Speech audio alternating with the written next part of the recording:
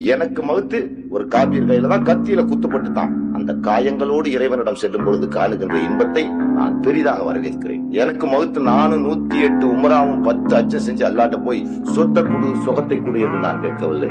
எனக்கு இந்த துனியாவில் வாழும் பொழுது குஷ்டத்தை கொடு, குறைகளாகவே கொடு, நிறைவே கொடுக்காதே. சித்திரவதை செய், சிலுவையில் அடி, சிறையில் அடை, எது வேண்டுமானாலும் செய், சிம்மாசனமே வேண்டாம்.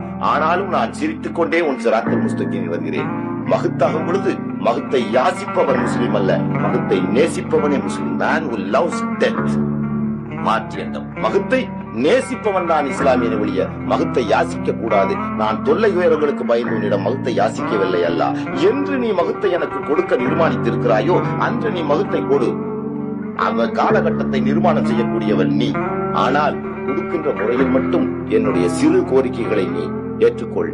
ஒரு காஃபிரின் கையால் பல குத்துகள் பட்ட காயங்களோடு நான் மரணமடைகின்ற பாக்கியத்தை கொடு. நாளை கியாமத்து நாள் சொல்.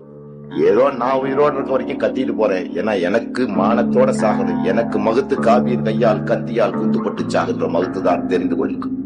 எனக்கு